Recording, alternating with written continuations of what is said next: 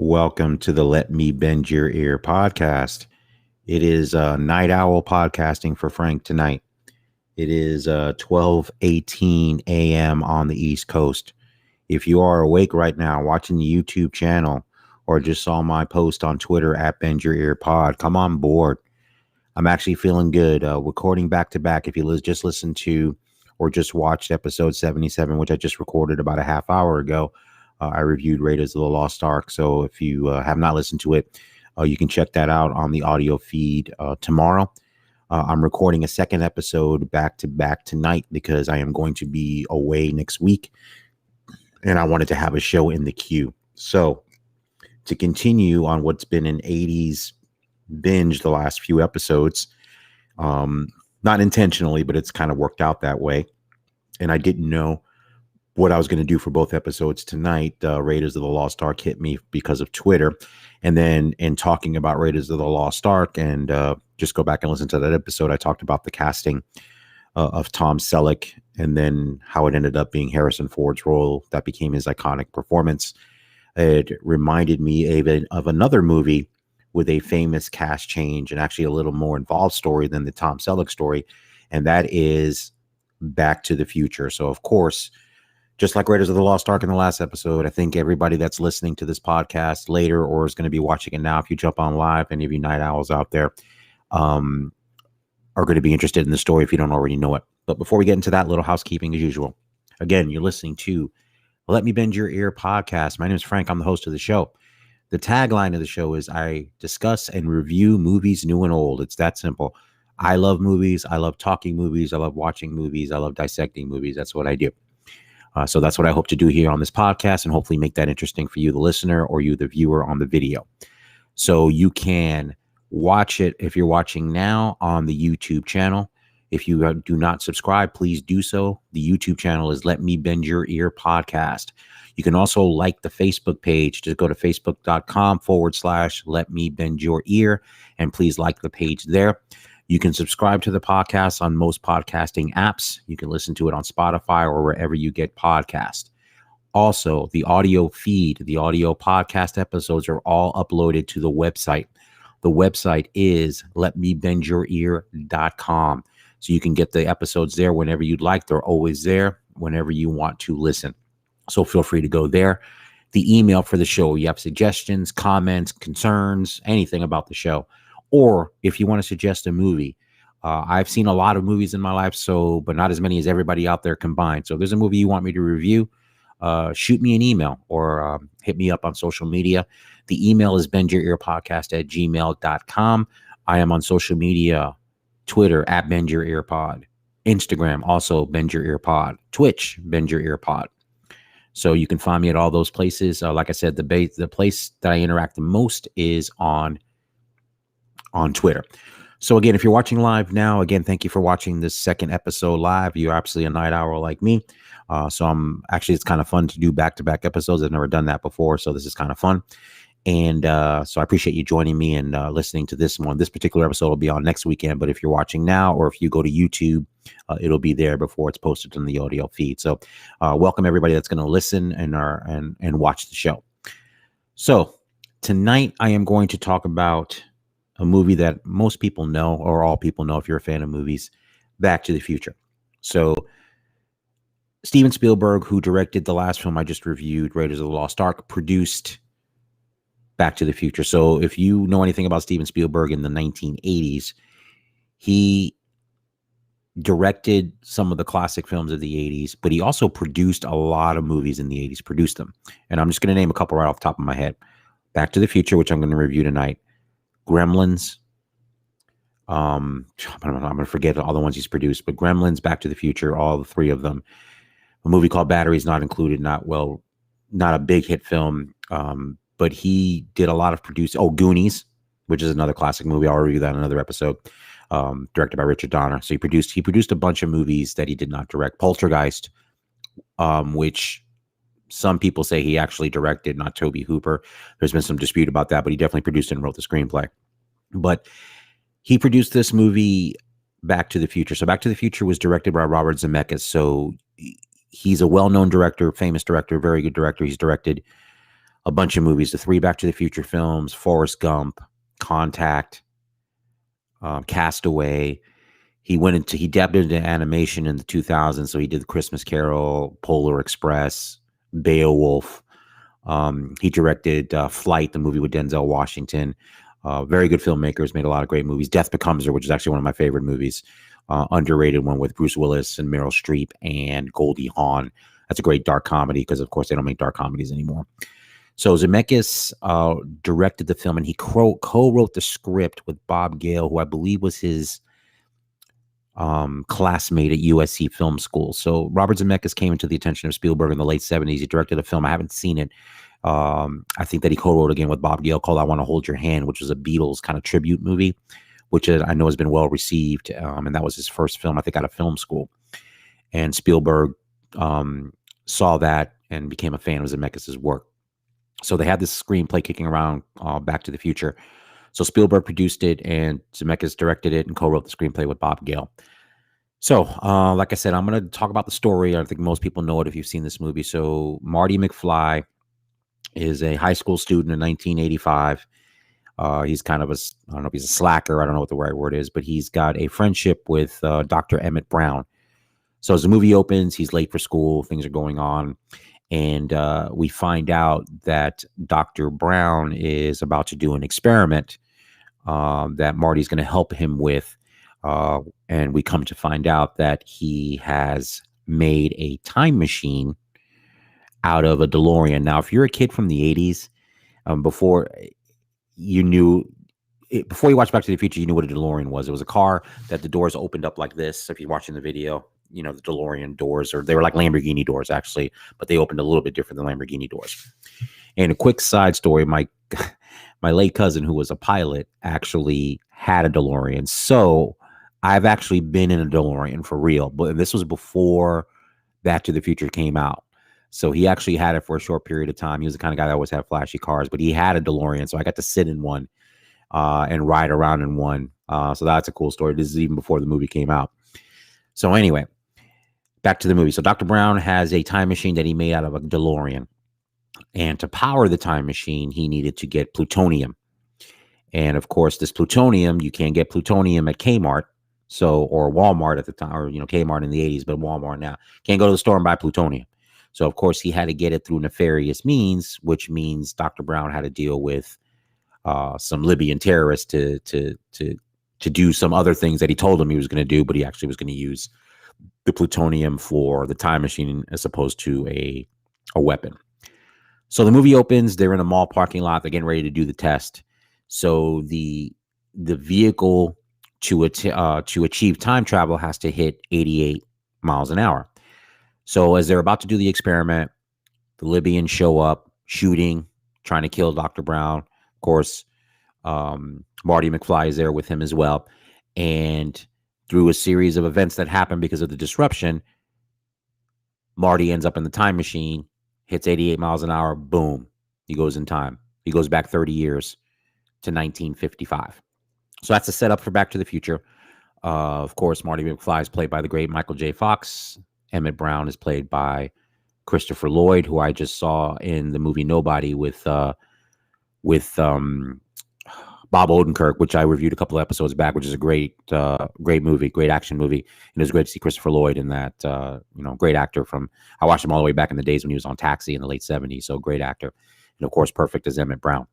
So you also have in the cast, Thomas F. Wilson as Biff. You have Leah Thompson as Michael J. Fox's mom. You have Crispin Glover as not Michael J. Fox's, but Marty McFly's mom, and Crispin Glover as Marty McFly's dad. So Marty McFly ends up back in 1955 by accident. He's not supposed to be back there. So what happens is he immediately goes to look for the 1955 version of Dr. Brown to help him get back to the future, hence the title of the movie. So unfortunately, and this is where time travel movies get complicated. There's all these rules that you have to follow, and Back to the Future has a bunch of them.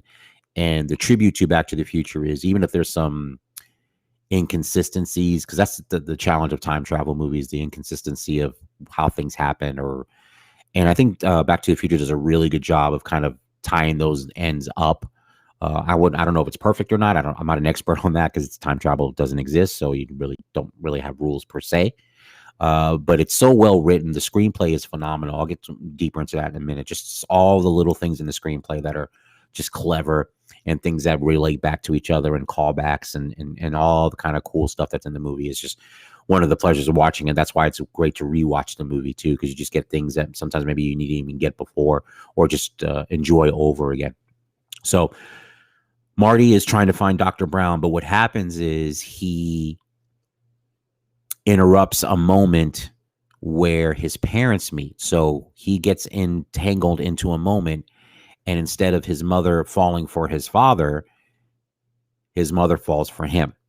Now, another great tribute to this movie, and this has been talked about forever, and jokingly, of course, and even watching it in 1985, it's like you don't even think.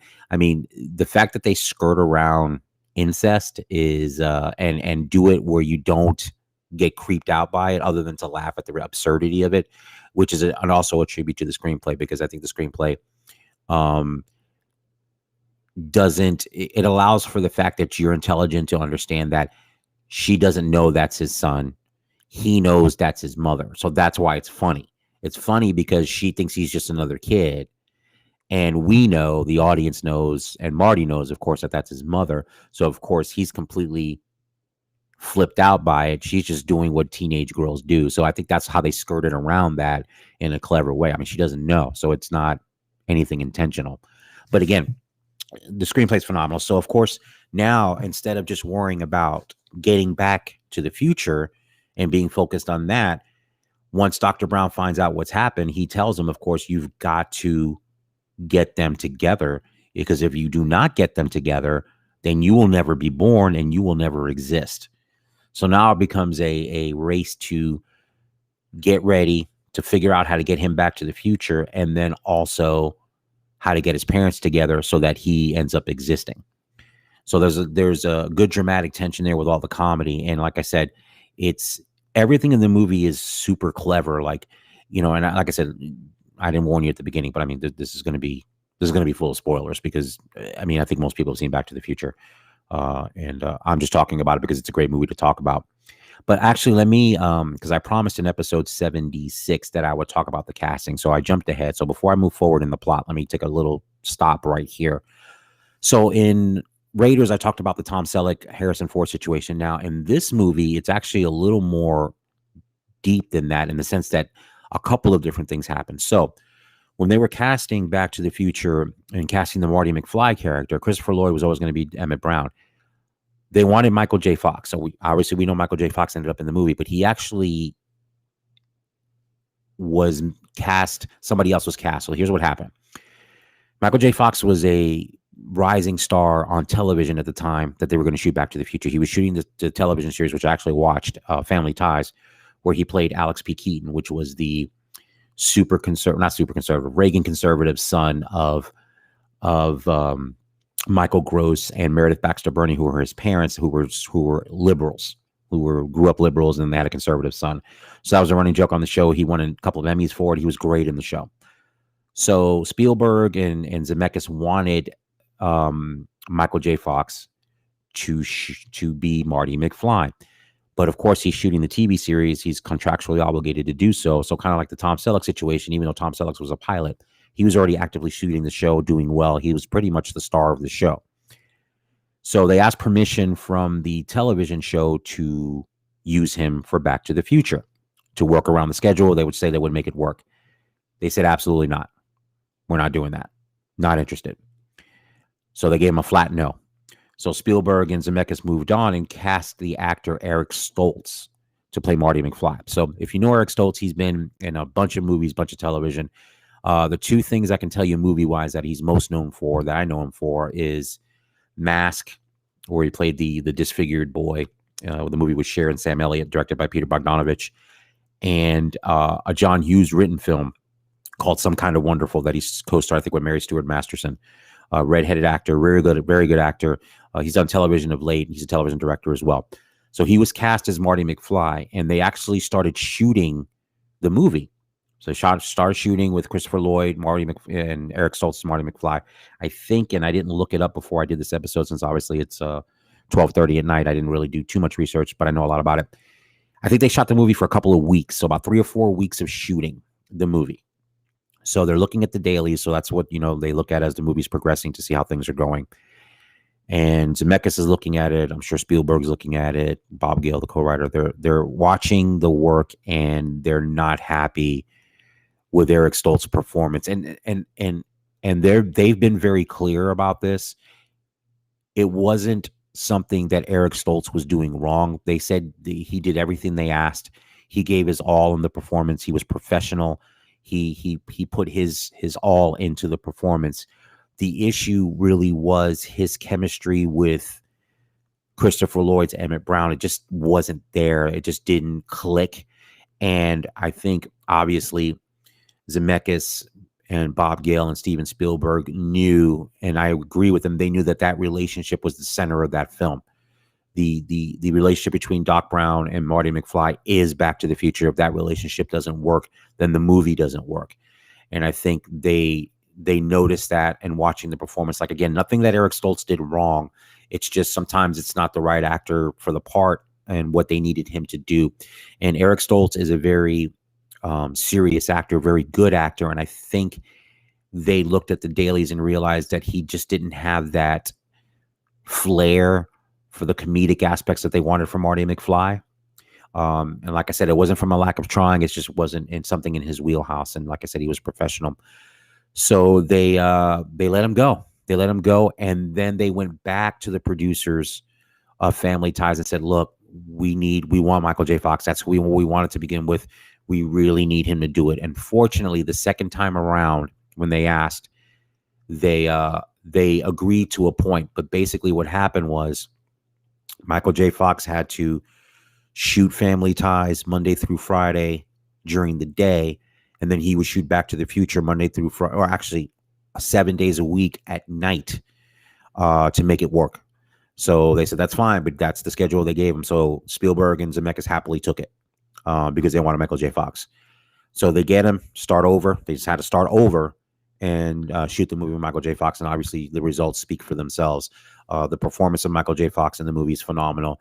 You get the funny, you get just his persona, his acting ability. That was in his wheelhouse, which it wasn't in Eric Stoltz's, and it was in his wheelhouse. And then the obvious chemistry between him and Christopher Lloyd was magical. And that's why it works. So back to the movie. So again, like I said, two things are happening. He's trying to get back to the future, and he's trying to get his parents together. So again, as I was saying earlier, the clever things in the screenplay are just phenomenal. And even the way they figure out, because I remember watching the movie at the time and going, how the hell are they going to get this guy back to the future with no plutonium in a futuristic time machine? There's no way to do it. And then they come up with a clever way of finding out. And they set it up at the beginning of the movie with the clock tower. In the very beginning of the movie, there's a lady passing out brochures or pamphlets or leaflets saying, save the clock tower. The clock tower was destroyed back in 1955 by a lightning storm. So, of course, they go back, and then when he's back in 1955, they realize that. So they have something that they know is going to happen in a week's time, because they know the date and the time that the lightning struck, and the lightning would provide enough energy to power the DeLorean to get him back to the future. So just little things like that, just clever ways to get him back. And you have to suspend disbelief for some things, but it's so well written and so well acted.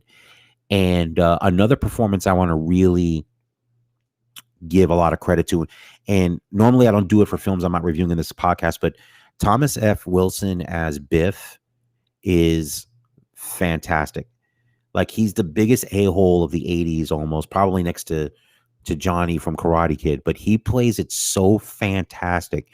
And if I do review the sequels, especially in Back to the Future 3, which is the Western set one, he's great in there as a different role. He's just so good in these movies. You want to hate him. When he gets his comeuppance in the movie, you love it. The running gag with him running into trucks with manure from the first movie through the sequels is just great. And that's just another great performance in that movie. Leah Thompson is great. Like I said, the performances are great all around, but it's really, this movie is predicated on the great performances of the two lead actors of Michael J. Fox and Christopher Lloyd, who are both phenomenal, and their interaction together, their chemistry as the leads are fantastic, followed by a fantastic screenplay.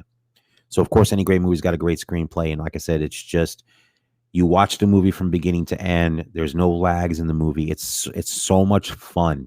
It's fun. It's funny, and the biggest surprise with Back to the Future when you've seen it for the first time is it's fun, it's funny, it's light, but it gets heavy towards the end. There's really suspense built in that third act when he's at the end, when he's trying to achieve the two goals of the whole movie, to get back to the future, to get back to the car in time before the lightning hits, and make sure that his parents get together. Because another way they show in the future, which is a great part of the screenplay too, so he has a picture that he's carrying with him of his family. And when he realizes, and Doc Brown tells him, hey, look, if you don't get your parents together, you're not going to exist. And as the movie progresses and his parents have not gotten together yet, of course, he sees the picture that he has, and his older brother starts to fade. Then his sister is starting to fade. And then as the movie gets into the third act, he's starting to fade. So the movie creates genuine tension and suspense in the sense that he's trying to, like I said, get two things done at the same time.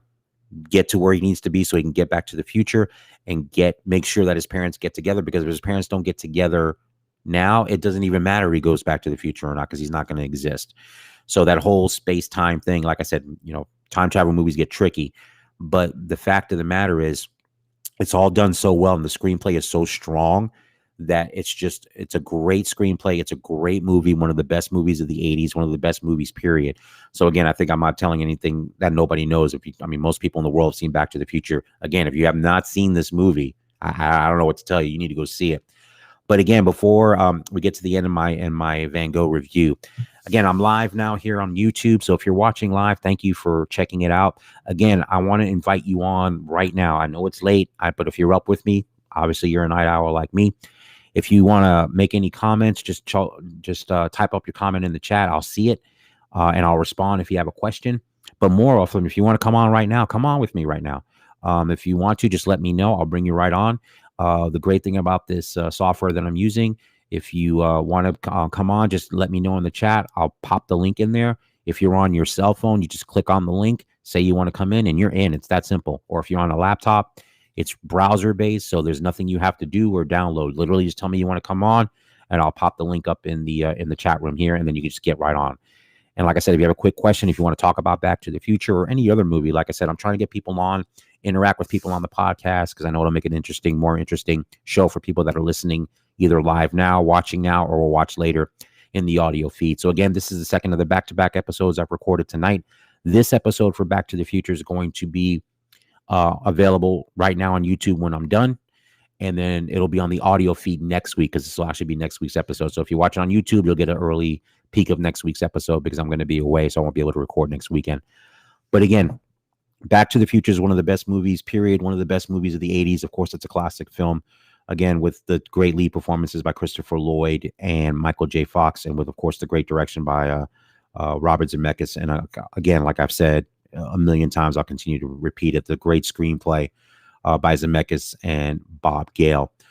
So again, of course, see Back to the Future again if you haven't seen it. If you've never seen it, I don't know what to tell you. You need to go watch it. So of course, just like Raiders of the Lost Ark, 1 out of 5 Van Goghs, I give this movie 5 Van Goghs. It's classic. Again, it's a perfect movie. I don't have any issues with it.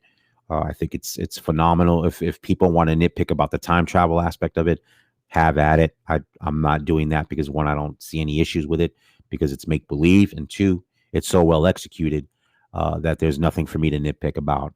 If you love Michael J. Fox, it's a great 80s movie.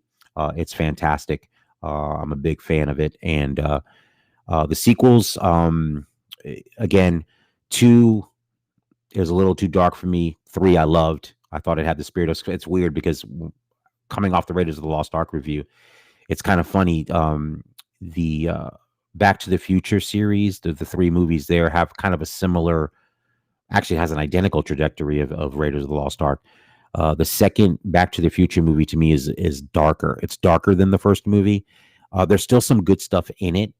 And as time has gone by, there's some things that I've appreciated about it more than when I first saw it. But even when I was like, I won't let my little one watch that one. That one's a little bit too dark. There's a lot going on, especially with his mom, and his mom ends up marrying Biff, and she's kind of it's kind of darker than I would like to be.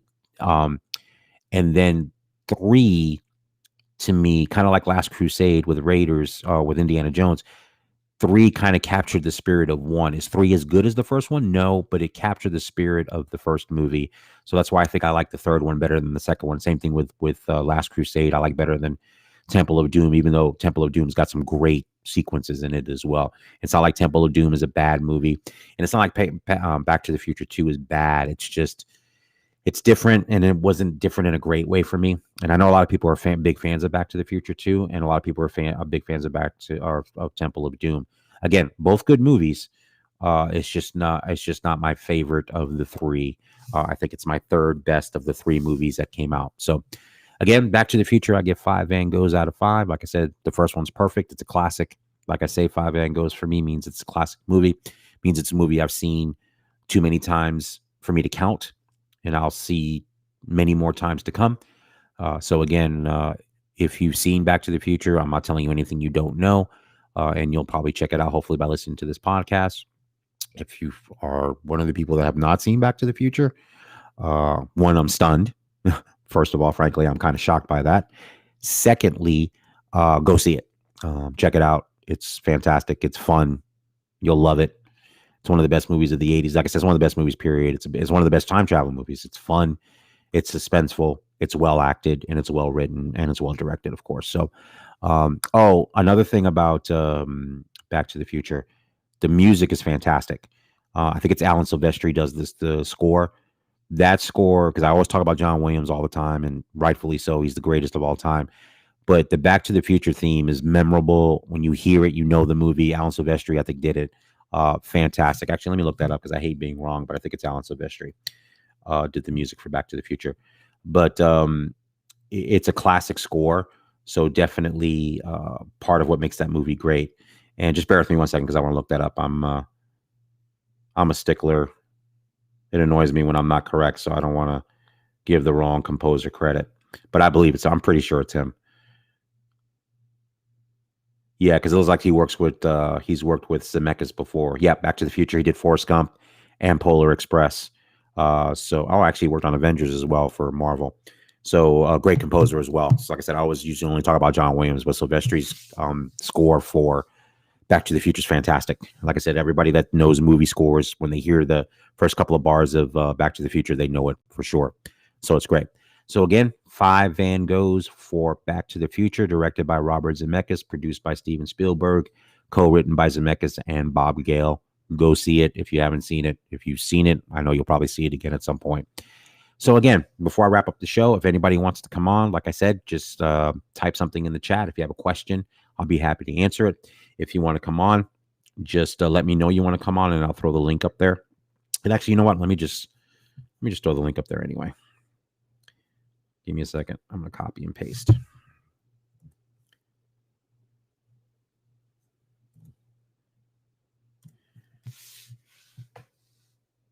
All right, the link's right there. So if you want to click on the link, you don't have to ask me for it. So if you want to click on it, you just click on the hyperlink there. Like I said, super simple. If you're on your cell phone, I did my interview with Tucky Williams last week. She did it from her phone, and it looked great. She looked like she was on a laptop. So you click on the link, browser opens up, you type in your name, click let me in, I see you, I let you in. Literally that simple. You don't have to download anything. You don't have to add an application. And like I said, you can use your cell phone or your laptop. It looks and sounds just as good either way. So feel free. I'm going to be on for a few minutes here. I'm going to do some closing housekeeping. So feel free to interrupt me with a chat, with a question, or saying you want to come in. So again, I want to thank everybody for listening. And I want to thank everybody that's downloaded the episodes. I stated last week and in the episode I just recorded about an hour ago, the last episode with Tucky was my 3rd anniversary show. She was gracious enough to come back and do an interview with me. And that's been my most viewed episode on YouTube since I started posting up there. So thank you to Tucky, first of all. And then thank you for those who watched and are continuing to watch that episode. It makes me very happy. Like I said, I love doing this podcast. It's the thing. I talk about the thing that I love the most. which is movies and my passion for them. And hopefully that comes through in my discussion of them. Hopefully you get some knowledge about movies that you didn't know about before, some interesting things about them. I hope I can provide that because I love talking about it. And like I said, I would do this if one person listened or if 1 million people listen. But that being said, I'm actively trying to grow the show. And like I said, I've added this video component over the last month and a half. And I was a little intimidated by it at first because I don't have the technology. Like I said, this is not a super produced podcast, as you can see, obviously. I'm hoping the content speaks for itself. And that's the most important part anyway, is having good content. But to my pleasant surprise, I've embraced the video aspect of it. I don't know if I'm good at video, but it doesn't matter. I'm enjoying doing it. It's a kind of another way to engage the audience and give the audience another option. I know in these days, people are on the run all the time and they have their cell phones. Some people like to listen to podcasts. Some people like to watch on YouTube or watch on Facebook. So the fact that I'm able to do both now is, I think, a good thing. It gives people more options. And I think for an independent podcaster like myself, that doesn't have name recognition, the ability to broadcast on multiple platforms at the same time, and then also still have the audio feed available for people that want to consume it later. Like I said, it behooves anyone, and especially someone like me as a podcaster, to provide as many options as I can for someone to listen to it. So I'm glad I'm able to start doing that. The technology is getting better and easier for me to do it. So I'm very, very happy about that. And adding the video component has actually been really cool. I actually like it a lot, and I'm actually embracing it. So, which is great. And it's another way to keep me, not that I needed to be re-engaged, but it's another way to interact and have engagement with the podcast and with the content. So again, if you're watching it here, I appreciate it. Like I said, I know nobody's come on the live yet since I've started doing it, and that's totally okay. I know most people are passive listeners or watchers and they're not looking to jump in, but I'm going to continue to encourage it. Hopefully I'm making it comfortable at some point for you to want to come on. This is going to be a forum where I want people to talk movies, and it's going to be fun. It's going to be hopefully informative, entertaining, interesting. That's my only goal here. We don't do bashing and any of that nonsense. I'm here to talk movies. Not to say that I won't criticize a movie I don't like, but it doesn't have to be anything obnoxious. You can say you don't like a movie and not be obnoxious about it. And that's how I've always been. And I'm not a movie snob either. So if I can watch high art movies, but I'm not a highbrow person with that. I can watch any movie that entertains me. So I love having those conversations with people about movies. And like I said, if you want to talk movies, if you don't want to do it here, the other place to get me is on Twitter. I'm talking movies all day long on Twitter with other people, with other podcasters, with other people, you know, talking about movies, agreeing about movies, disagreeing about movies in a fun way. So if you want to do that there, the Twitter handle for me is @BendYourEarPod, which is also the handle for Instagram @BendYourEarPod. Facebook page is facebook.com/LetMeBendYourEar. And again, if you could like the Facebook page and subscribe, specifically subscribe to the YouTube channel. So that's Let Me Bend Your Ear podcast. If you're watching now on YouTube, thank you so much. And if you want to, like I said, come on, because I'm going to be on a couple more minutes. Feel free to interrupt me, chat in the chat. The link is up right now. You can click on the link and let me know you want to come in and we can talk. Like I said, I'll stay on. I'll wrap up in a few minutes, but if somebody comes on at the last minute, I'll stay on. I know it's late, but I'm not tired. It's a Saturday night. So if you're a night owl like me, we can talk for a few minutes on movies. I'm good with that. But if not, I'm going to do a little wrap up here. So again, I've given Back to the Future 5 Van Goghs out of 5. You can listen to the audio version of this podcast on Spotify or wherever you get podcasts.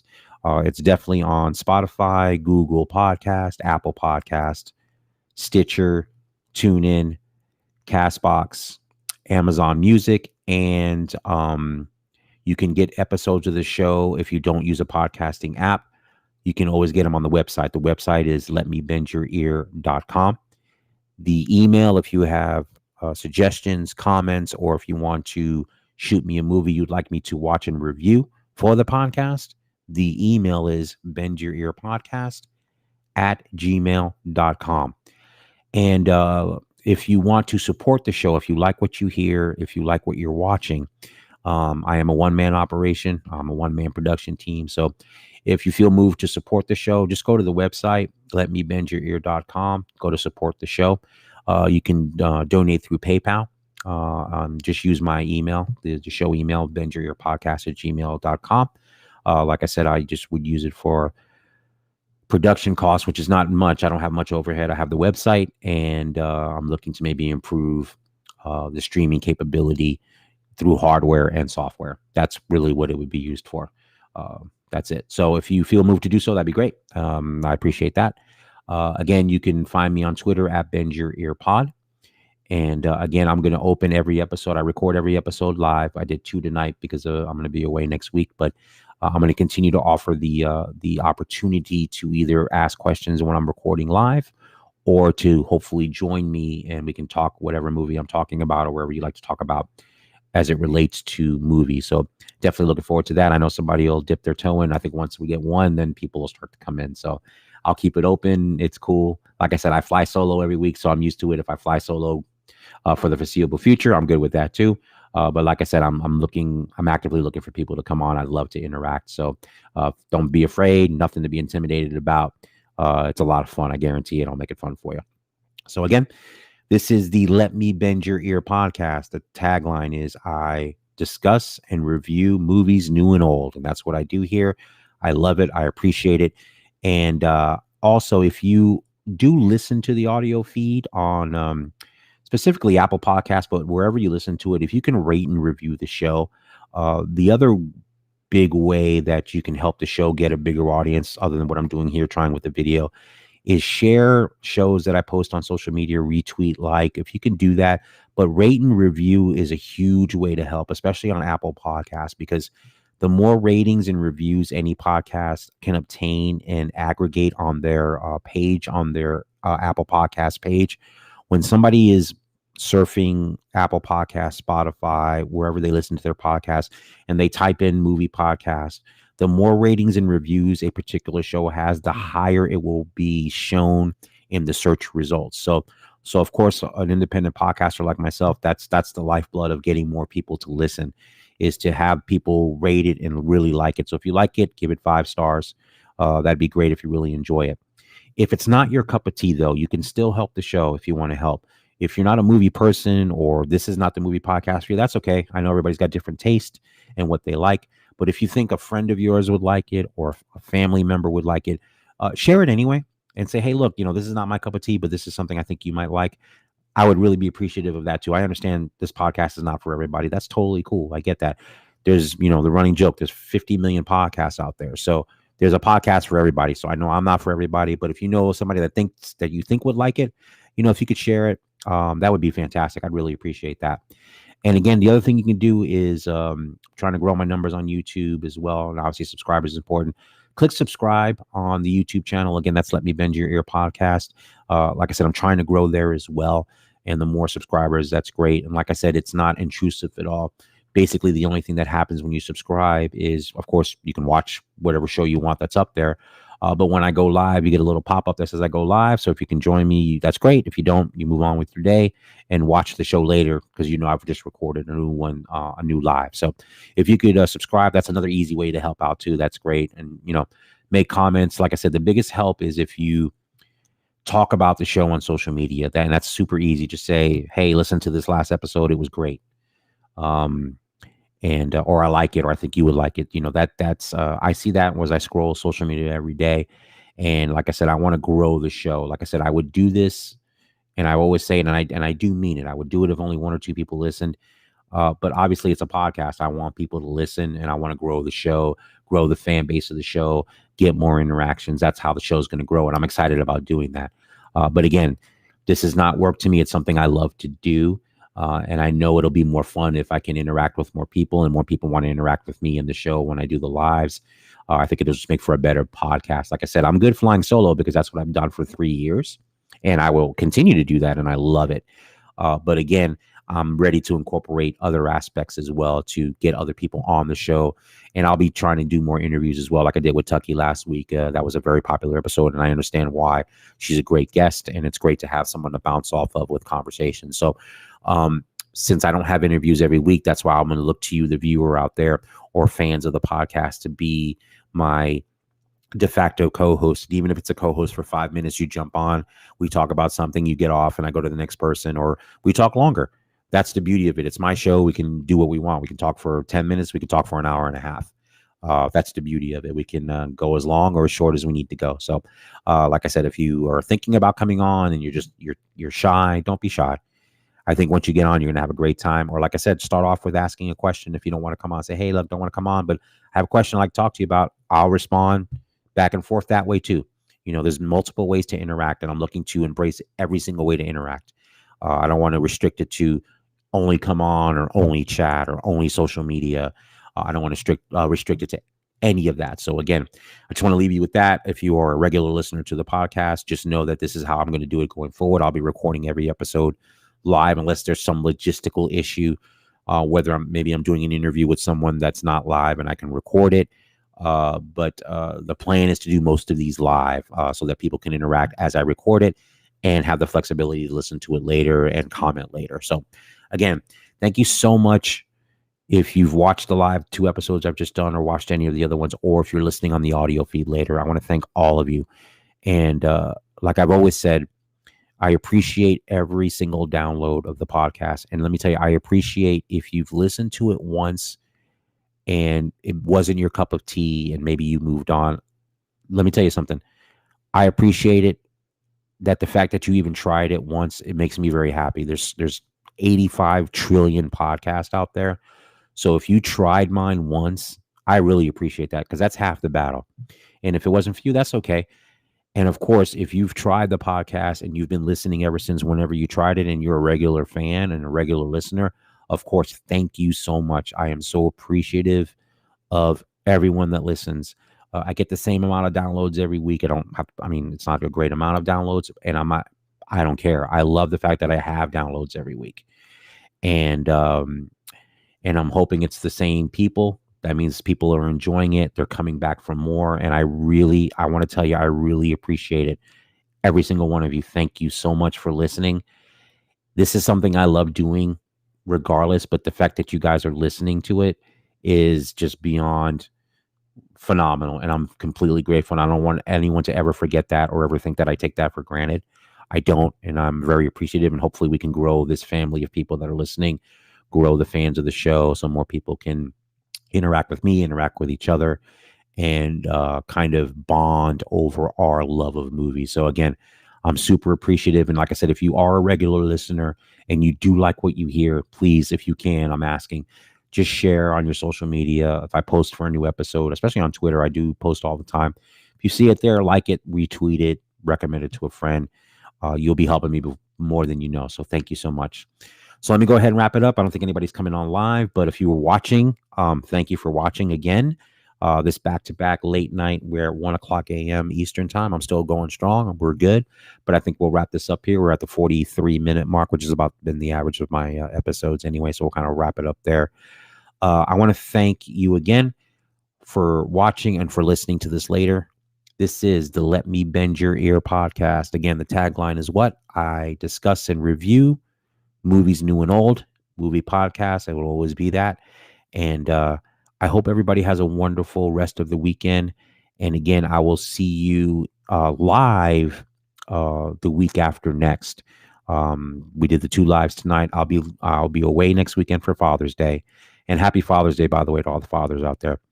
I'm going to be away next weekend, so there'll be no live. But this episode of Back to the Future will be on the audio feed next weekend. Obviously, it'll be on YouTube all week, so you can catch it early if you want, or you can listen to it next weekend when I post it next weekend while I'm away.